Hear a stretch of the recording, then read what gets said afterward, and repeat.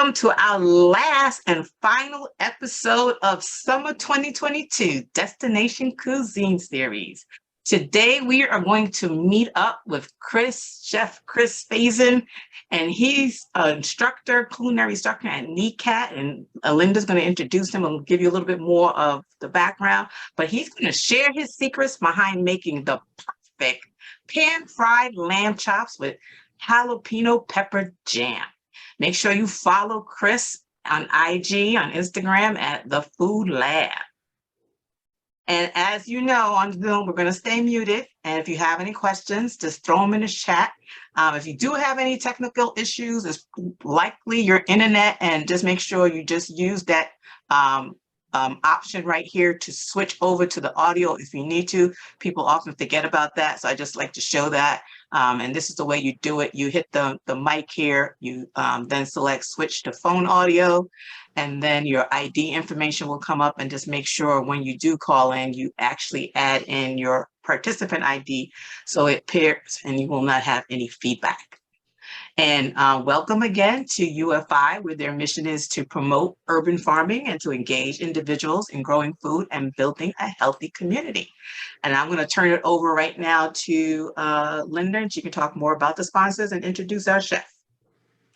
Hello, hello, hello. My name is Linda Palmer. I'm the Special Projects Manager at Urban Farming Institute, located in Mattapan. On behalf of Pat Spence, our CEO, the board, and the staff, we want to welcome you again to Destination Cuisine, where we explore global food presented by local chefs.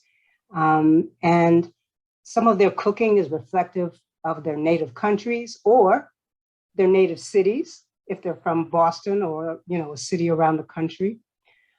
I want to play a little game before we get started. So it's called Truth or Lie, and it's about our chef tonight.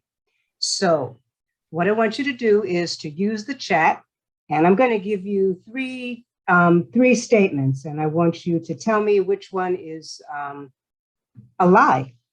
So the first statement is Chef Faison owns over 300 pairs of sneakers. The second is his second love is fashion. And the third is he's the head coach of a women's flag football team in Dorchester. So use the chat and tell me which one you think is a lie. So I'll just repeat them again. 1, chef owns over 300 pairs of sneakers. 2, his second love is fashion. And 3, he's the head coach for a women's flag football team. And I'll give you a few minutes to just answer those. Okay. Yeah. Anybody else? iPhone says that he does not own over 300 pairs of sneakers. Key says that's a lie. 300 pairs of sneakers, no way. Key. Anybody else want to tell me what the lie is? Okay, so we'll wait till after you introduce the chef for him to tell you what the real answer is. All right. So I'm going to introduce the chef, and he'll talk a little bit more about his background. But Chef Chris Faison, he's a culinary instructor for the New England Center for Arts and Technology, or NECAT. And it's a reentry program. He says cooking saved his life and kept him busy and out of trouble during his teen years. He's pursued his love for food in college. He attended Johnson and Wales Culinary School, and later he attended Northeastern University for his graduate degree in education. And he has extensive experience as a chef and instructor, formerly serving as executive chef at Aramark Refreshment Services, the executive sous chef at Harvard Business School, a line cook and server at Capitol Grill in Boston, and a pastry chef at Julian's, and a vegetarian restaurant in Providence. It's got a pretty impressive background. So what I'd like to do now is to introduce Chef Faison. But before I do that, I want him to tell us which were the lies. So we had two that said you didn't own over 300 pair of sneakers. It's not at 300, but it's in the twos, like 2 plus, two, Okay. almost 3, but it's up there. It's up there, almost 3. Someone else said that you were not a coach of a women's flag football I team. actually do coach all women's flag football teams. They're adults. They're all adults. I've been doing it for about 7 years now. I'm a 2-time champion. We won two championships. Yeah, I've been doing that for a long time, and it's a great thing I do. I love it. It's empowering for just to have that camaraderie, and we're just winning and doing great. So if you guys want to ever come see a game, please let me know. Hi, everyone. My name is Chef Chris Faison. So currently, I am a culinary instructor at NECAT. NECAT is a job training program. What I do currently is a bunch of stuff there. One of my main programs that I do there is still the reentry through South Bay. So what I do is I teach a 12-week program inside of South Bay to people who are locked up. So when they're released from incarceration, we land them a great job right out of jail within the first week or two of them being released. They grab a great job, and not like a job like McDonald's, like a job that's high paying and rewarding, but to give them the resources, the financial background, and the having the chance to even get a 401k or vacation time of just coming right out of prison. And most people who come out of prison don't get the opportunity to do those things. So I'm happy that I can cultivate this program and make it something big, because it's really my biggest thing is giving back to the community. And that's why I'm really happy to do this, because like I love cooking, and I can give back to any way that I can give food back to the community. This is my chance to do it. So I thank you guys for having me. And today we're going to do some seared lamb chops with a pepper jam. So I always ask people, so if there's anybody in the chat, you can write, do you know the difference between jam and a jelly?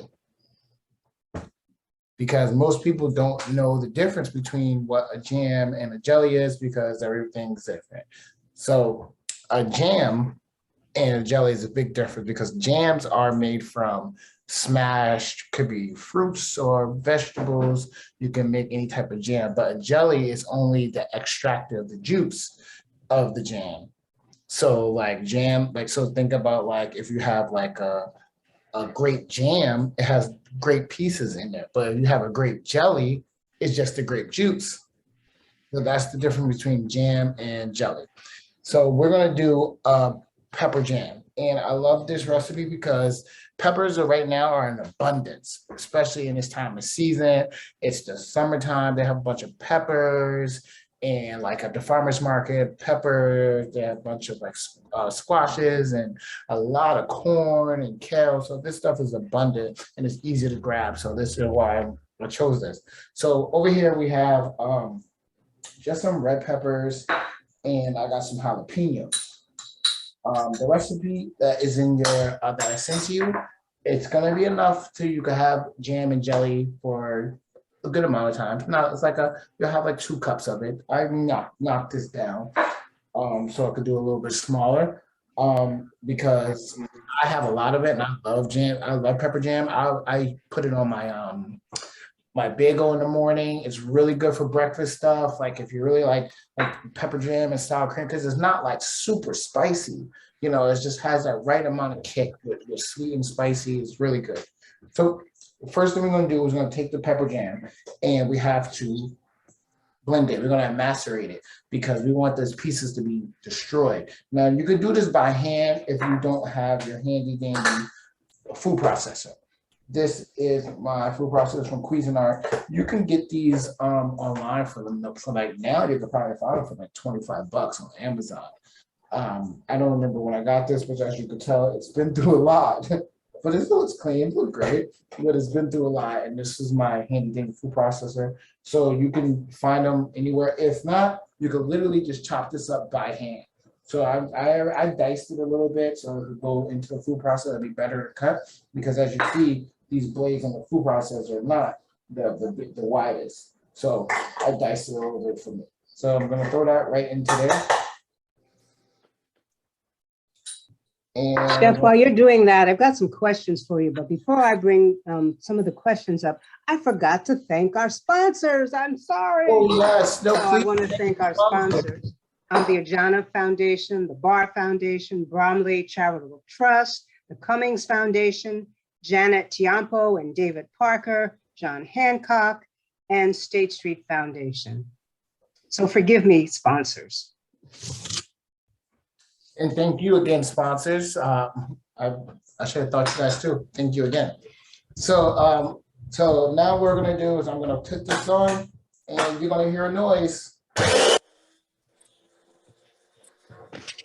So Chef, while you're doing that, tell us a little bit about how you got started cooking and about what age did you start? Well, I started cooking at the age of literally 14, or my first job was literally at a bakery. So a little bit about me is I started, I grew up in New York and New Jersey, and I grew up in a really tough neighborhood. I don't know if you guys know Newark, New Jersey, Brooklyn, New York. I grew up in a really tough neighborhood where I had to learn how to survive. And I was the middle child from a big family. So you get lost in the, you could feel like you get lost in the sauce. My parents did a great job, don't get me wrong, but sometimes as a kid, you feel like you're left out. So going through that lifestyle, I got caught up in gangs and violence and things like that. And I got removed from school and I had to go to a vocational school. Once I got to that vocational school, that's when I fell in love with culinary. My culinary arts teacher, he was a not really nice guy, and he was really mean to me, but he pushed me, he motivated me with his meanness and telling me that I wasn't gonna be a great chef. And that pushed me over the board to becoming something great to who I am today. I love culinary, it changed my life. It's not, I explained to, it's not a job to me. It's not, it's a passion, it's a lifestyle. It's actually, and I just want to pass it on to anyone who wants to learn about food, because food can, I believe food can stop a war. I believe food can change people's lives, and it changed mine. So I'm here to help use it to change anybody's life that I can.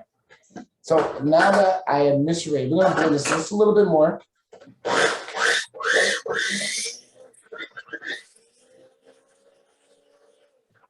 So now that, as you can see, these are blended really well. I'm like destroyed, and that's what we want. So I'm gonna move the cameras to the stove so you guys can see the stove.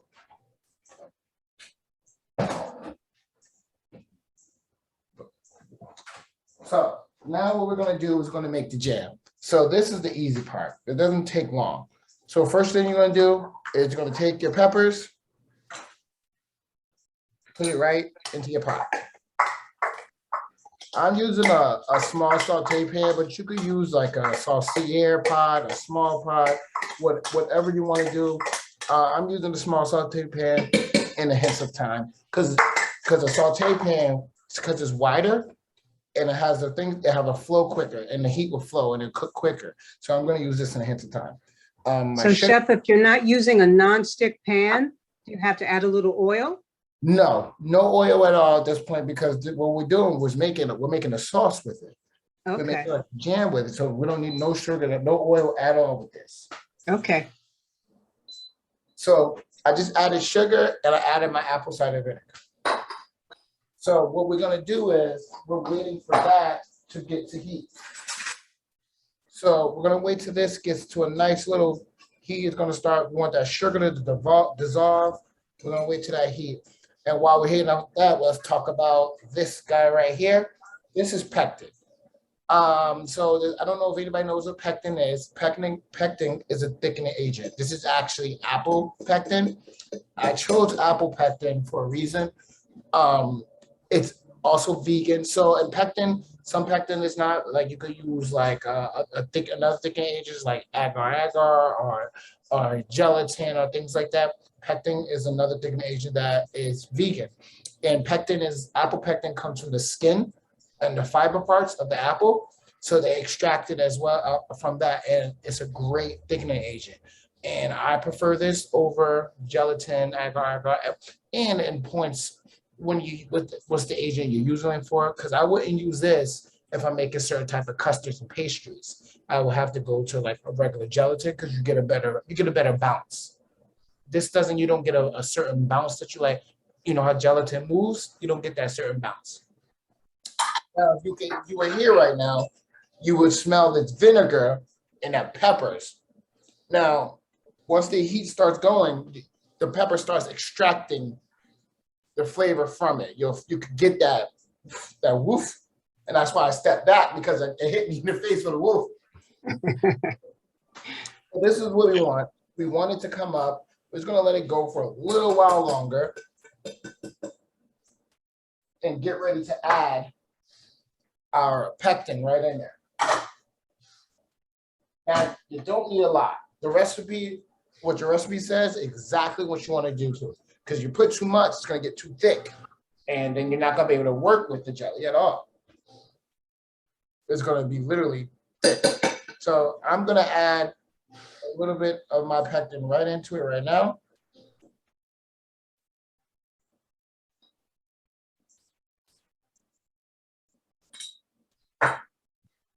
And all I'm going to do is whisk this together. And what's this going to do is going to get thick soon.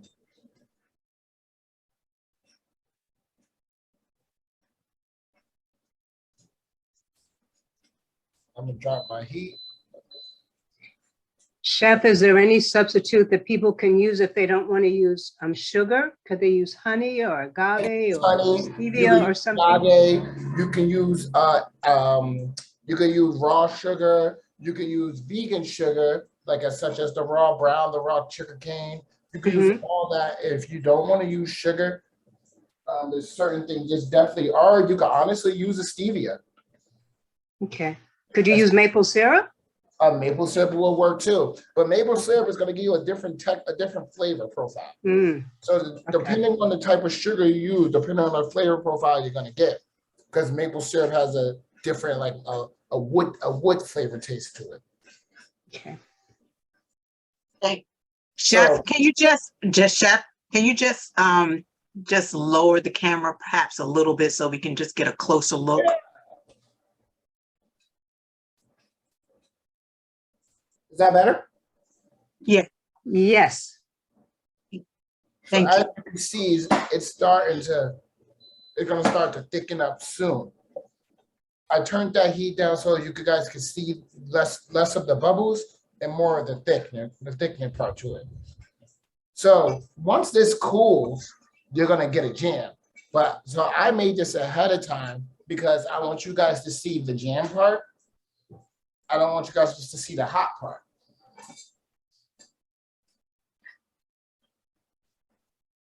So once that gets to your certain what you need, you want to take it off and you want to pour it into a bowl. So I'm going to pour it right into a bowl right now. I'm going to turn my heat off, remove this.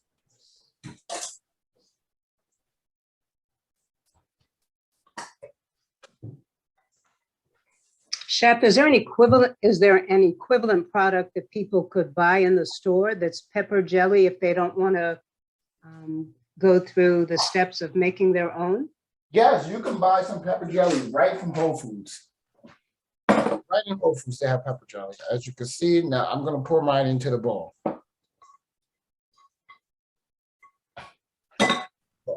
So now I'm going to let mine sit. And you know how they do on TV where they take one out and then they pop one back. So this is what it looks like sit. It's yummy. Oh, it's gonna be delicious. So I jarred mine so you guys can really see the look of it and how it's gonna come out and the texture part of it. Let me get a spoon so you can see the texture part of it. That's nice. That's a nice jam. Now, how long will that last in your refrigerator? This will last up to 2 weeks in your refrigerator. You can honestly. You just want to hold that steady by the camera so we can just get a good look. Yeah, hold it. Yeah, you cut it off. You cut off. There we go. You can you can honestly seal these jars, and you can take your jar, put your lid on it, and then seal it in hot water, and take the compression out of it, and you can let it probably sit for longer. You can probably keep it for longer, Okay. for like 4 weeks. And this is great. Like, this is going to be great. So let's go into making a lamb. Let's talk about lamb. Here are my lamb chops. Beautiful, beautiful, beautiful lamb chops. I got these from a local butchery. I believe it's like Western Mass. They're farm raised lamb. It looks delicious. These are some nice looking lamb chops. Nice looking chops. So first thing first, when you're cooking any meat, any protein, you want to make sure you get a nice salt on it. Get it like salted, it's good. And like, I don't really care for adding like any other like garlic and those things like that, because that's not for me. I prefer fresh everything. So I'm not going to use like garlic powder, onion powder. I'm not going to use none of that. I'm just going to nicely give it some nice salt onto it, some nice pepper. So in here is literally just salt and pepper. It's the mixture that I just keep in my house at all times. So if you're looking for that mixture, so maybe if you want to make it at home, so I'll do 4 tablespoons of salt to 2 tablespoons of pepper. And it gives it just the perfect amount of just salt to pepper. So I'm gonna move these to the side. Let's get ready to get a pan on to get these seared. So Chef, while you do that, I want to ask, are there any substitutes that you can use for the lamb? Because shopping in the stores these days is pretty expensive for meat and fish. So what else could you substitute for the lamb if you're not able to? If you don't eat meat, because I know there's a lot of people who do not eat meat. There's other substitutes for meat. You can go fish, and your fish options could be swordfish. It can be, here we go. Let me just make sure you get a good view. I'm sorry. Your fish option could be swordfish. Your fish options could be, you want a heartier fish. So like a swordfish, a tuna, those are actually really good heartier fish.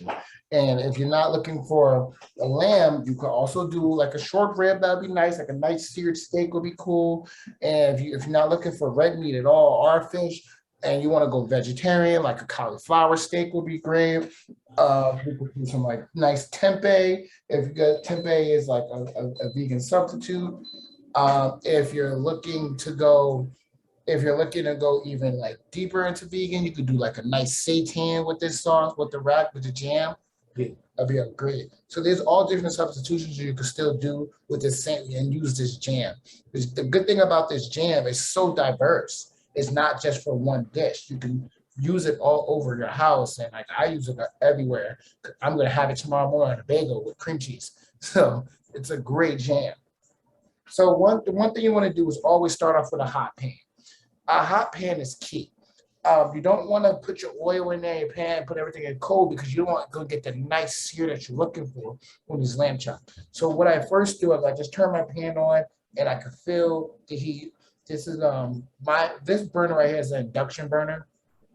What that means is that it's a magnetized. You can hear what it beeps coming from this pan. There's a certain type of magnet that it will only get hot if I put the pan on it.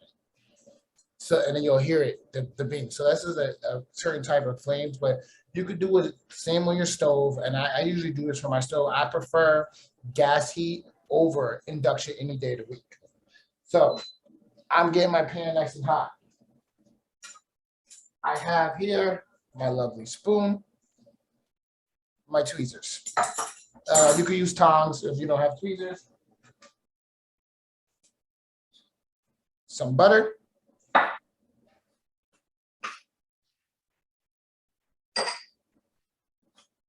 A bunch of fresh herbs. So I have, in here is oregano and margarine. This is some thyme, some rosemary. These fresh herbs, these aromatics, going to give you the flavors you're looking for.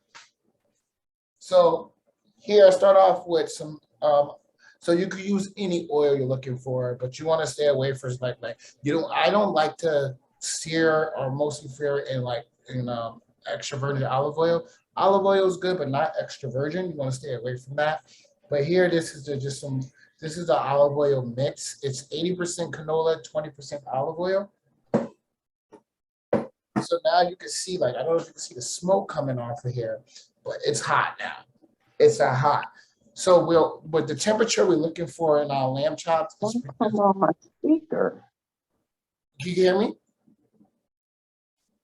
Can everyone hear me? Yep, you're good. You're good.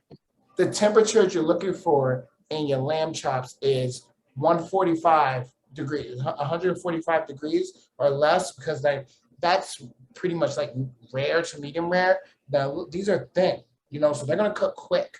So now my heat, I'm dropping my heat because I can see the steam coming off this. So now I'm about to get a nice sear on this. These are gonna cook nice and quickly.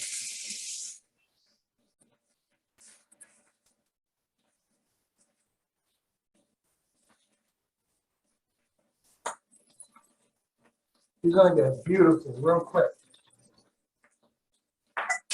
Now this is key, a resting rack, because you want your lamb to rest a little bit, for all meats to rest a little bit, because what happens with the juices when you sear it, they suck up like this, right? They go like this. When that right now they're loose, but when you start putting the heat on, they go like this. So all the juices are in there, but when you let it rest for a little bit, they relax again, and it flows, and it's like a way better cook, way better taste. You never want to eat it right away. So I'm just gonna get a nice sear on each side.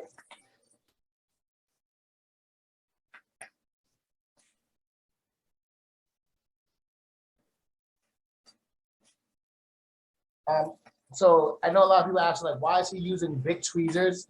I'm classically French trained, and in a lot of classic restaurants, they don't even allow big tongs. Everything's done with little tweezers because everything's delicate. So we treat food differently. We love it. So as you can see, that's a nice sear. You see that? That's beautiful. Mm-hmm. I'm gonna flip it off because I'm getting a nice sear on each of it. This is my favorite part. So now I'm gonna throw in a bunch of my fresh herbs, and you can feel that it's starting to. I wish you could smell these herbs that are like in here, like I really wish you could. Now, what I'm gonna do is I'm gonna baste this with some nice butter. Now, if you don't like butter, you don't have to use the butter, but classically French trained, if you know about anything about French cooking, they love butter. They're gonna put butter on everything. So now I'm gonna baste it with these herbs. Now, what that's doing is that's taking the flavor of those herbs and it's going right into that. It's like cooking, it's like frying those herbs. Like you just literally just made an herb butter. And this butter is gonna give it like a nice golden finish. It's gonna like just taste delicious, like a heavenly butter taste. If you want your butter though, see how my butter is bubbling? That's what you want. You want it to have this nice little butter caramelized taste on it, because that's how you're gonna get the flavor you're looking for. Now, if you see how I'm holding my spoon like this, like I'm writing, because if you hold it wrong way, the other way, you might splash yourself. So you always want to be safe. Safety is always first when cooking. We never want you to hurt yourself or burn yourself. So your safety is priority one. So I'm touching these and they're about ready. So what I'm gonna do now is I'm gonna use my spoon. And I'm gonna grab one of them out. I leave the herbs right up there. I want those nice fried herbs right up there. Oh man, it smells so great. And I'm gonna throw those right on my roasting rack. Right on my resting rack purposely. So what I'm gonna do now is I'm gonna scoop some of these herbs. I'm gonna scoop some of these herbs and I'm gonna put them right on top of it. So that's still flavor that's like going. That's all flavor that we want. We want all that. And I'm see when I put this butter on it, keeps frying desserts. I want that flavor.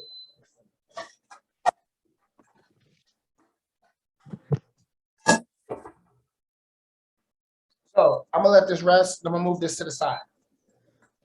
How long are you going to let it rest? So I'm gonna when I say I'm gonna let it rest, now remember I explained to you that when cooking a protein, you like a red meat, what it does, it starts off like this because it's loose.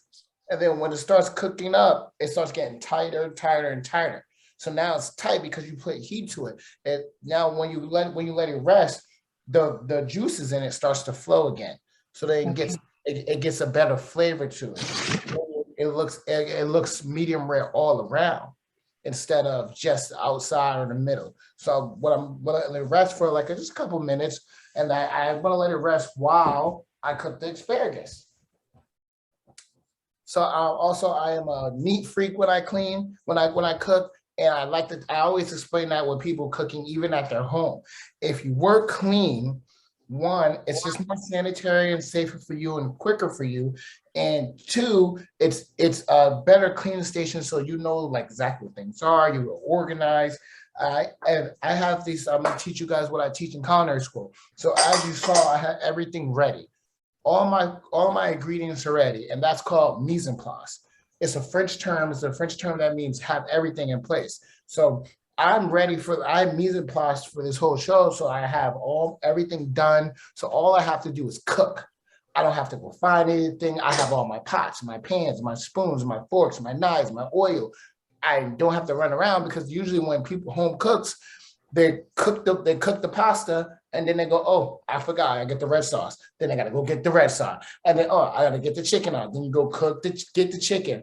And then you're going back and forth to the fridge, you're cutting stuff while things are cooking and something get overcooked. And so you have everything at one time, then you cook.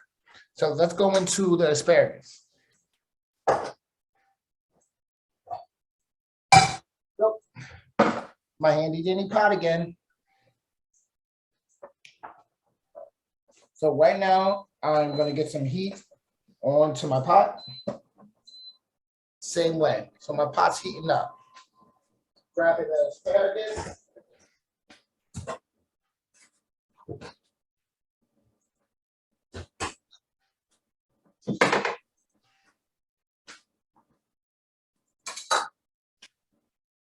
Here's my asparagus. So I got my asparagus from Whole Foods.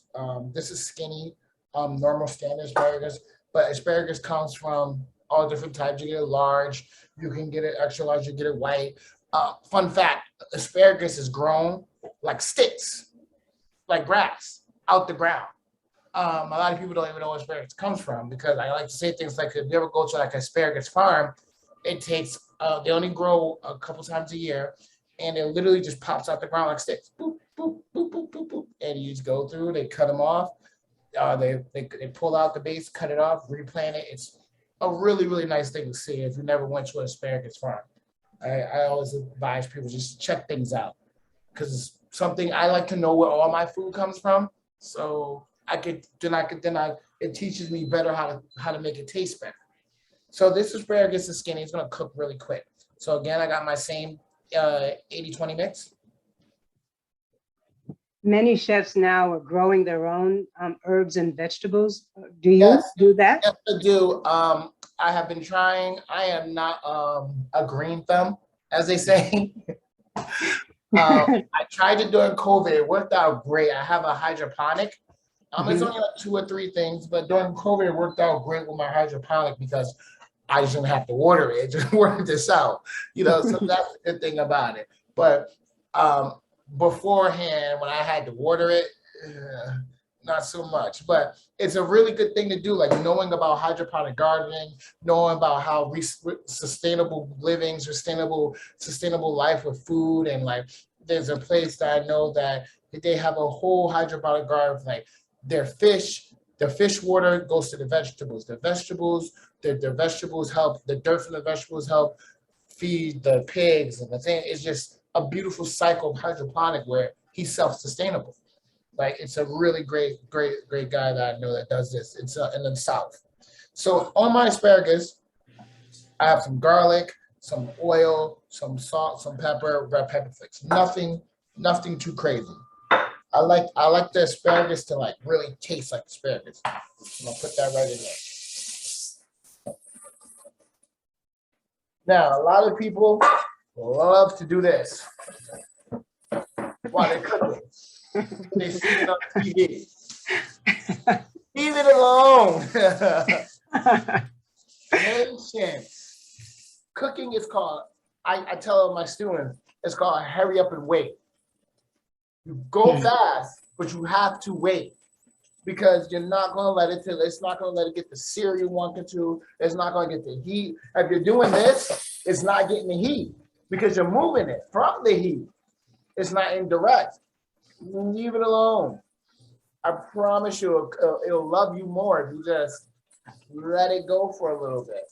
Let it do let the pan do what it wants to do. Let it start boiling, searing. It's gonna come out great.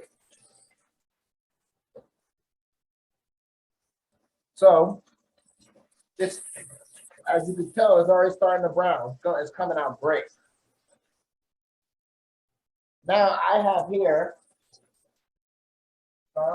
lemon. I like asparagus with like a fresh squeeze of lemon. I think it's coming out great.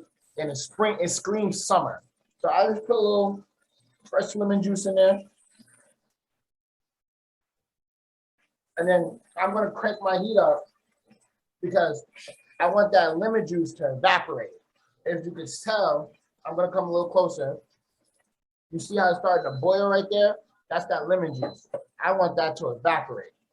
So I'm gonna crank my heat up so my lemon juice evaporates. And then you're really gonna taste lemon.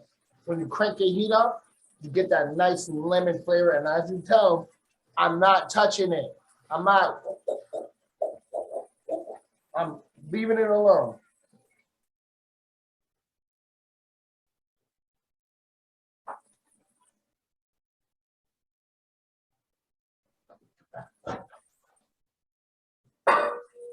Now it's almost there. I just give it one little turn so I get that other side.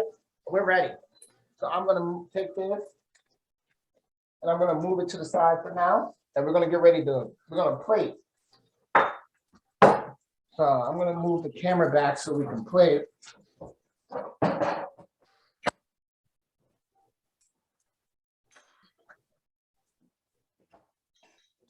So plating is one of my favorite things to do because food is an art. I don't care what no one says, it is. We can argue about it later. It is to me. Food is beauty because when you eat, the first thing you eat with is with your what? Your eyes. You see it first. You see the plate, and then if you look at it, you're like, wow, that looks like it tastes good. It probably tastes good. So let's start off with a plate. Now, I only use white plates. Why? Because as an artist, this white plate's my canvas. I can paint on this plate. I can make this plate look amazing. This is my canvas. I don't really like other color plates and so on and so on. I like my plate to be white. So I always like to clean my plate. Just me, I want it to be as white as possible, no matter what. So my asparagus.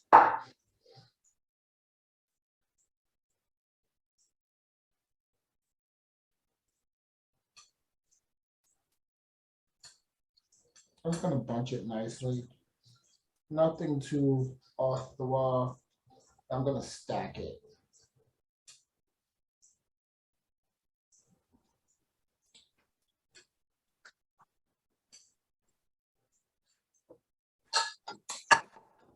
Now, I teach my students clean plates. And a clean plate is, you gotta make sure that everything stays around it, stays clean too. A clean plate is a happy plate. And make sure that everything stays in its place. I'm very, very, very particular how a plate looks. Remember these guys? Yep. They look amazing. So now I'm gonna remove some of this, some of these herbs that's on there, and I'm gonna nicely bring these guys to the party. Now, if you don't have any fresh herbs, could you use the dried substitute? I use dry substitute herbs, but the problem is that they're already chopped. So what's gonna happen is that when you're taking them out, you're gonna have little specks all over it. So it's preferred to use fresh herbs, but you can use those.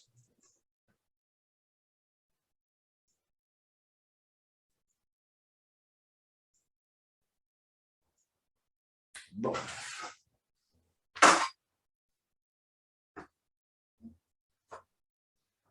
Let's bring out the jam.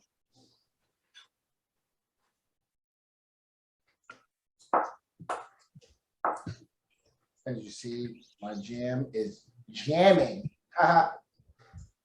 If you didn't know I'm a comedian, I'm here all night, guys. Got this, don't worry.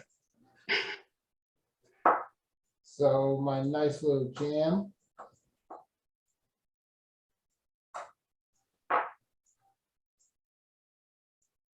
Put my jam right in the middle.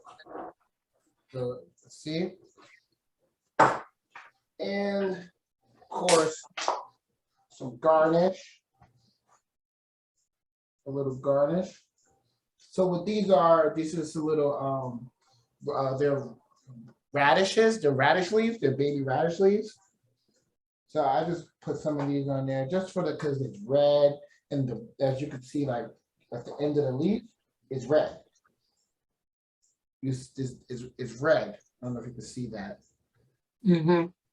So it contrasts to the plate, and then it has a little spice to it, which is really, really good. And I'm gonna finish with a little bit of extra virgin, only on my asparagus. And then voila. This dish, they will sell you at a restaurant for $45. They will literally sell you the same exact dish for $45. And you can make it at your house for more people for probably about probably like $40 to $50. And you can make this dish that they're gonna give you for one person, you can make it for four for the same amount. And we did it in what, 45 minutes, if that? Voila. Any questions? Question for the chef? Beautiful from one of our guests. I see smiles and love from another person.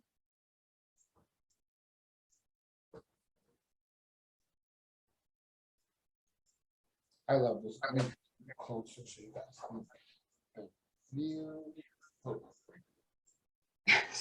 Someone says it sucks because we can't have a sample. I And they're know. hungry. Thinking. I'm sorry. I'm sorry.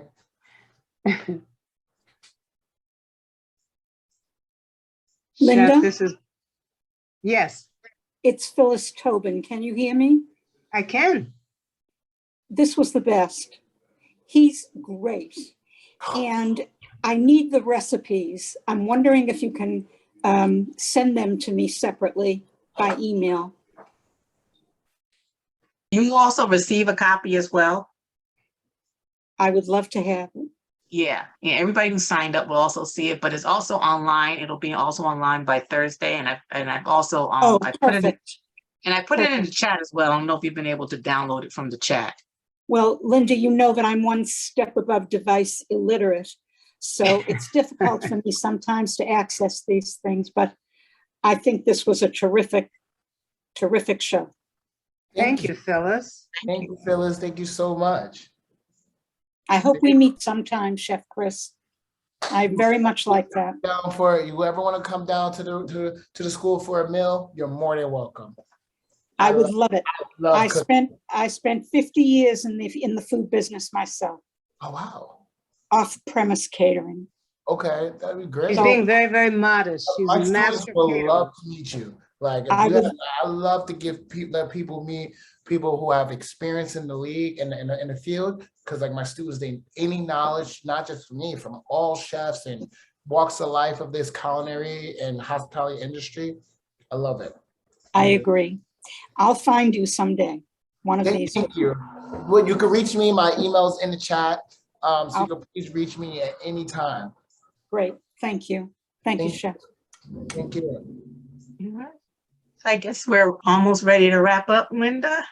You want to? Chef, thank you. This was a really culinary adventure. And I want to thank our sponsors again, the Ajana Foundation, Bar Foundation, Bromley Charitable Trust, Cummings Foundation, Janet Tiampo and David Parker, John Hancock, and State Street Foundation.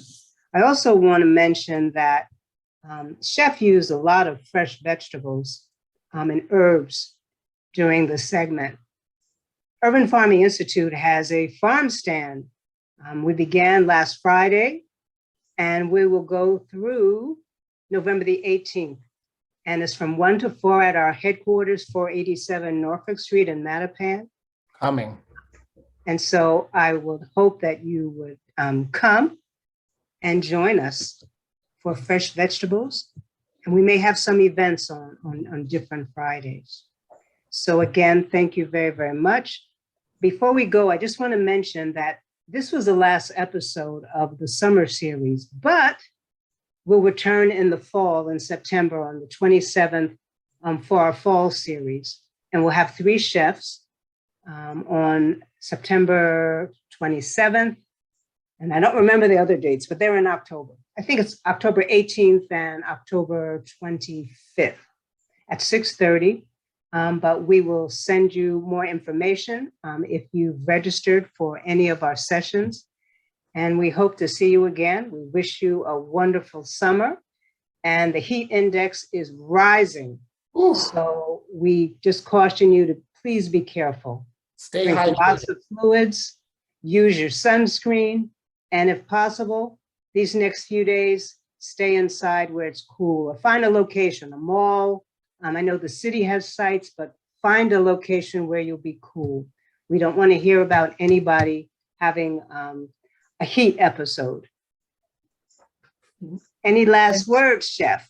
Yeah. Do you have anything coming up that you'd like to share, Chef? No, not at the moment. I am just happy to be here. I thank you again.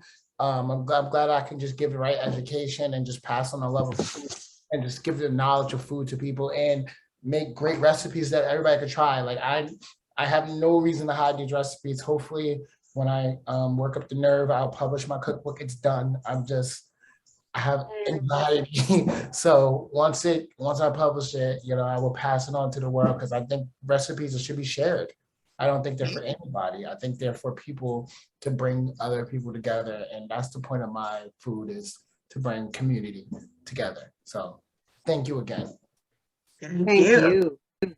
And remember, at UFI, what do they always say, Linda? We don't just grow food, we grow people through our different programs, whether it's Fit Around the Farm, whether it's the new men's gathering program, which we haven't named, whether it's through our farmer training program, whether it's through our grow series. We do so much at the farm, and we want you to come because the farm is your farm. Have a good night. Yeah. And make sure you follow us on our accounts. Thank you. Thank you. Good evening.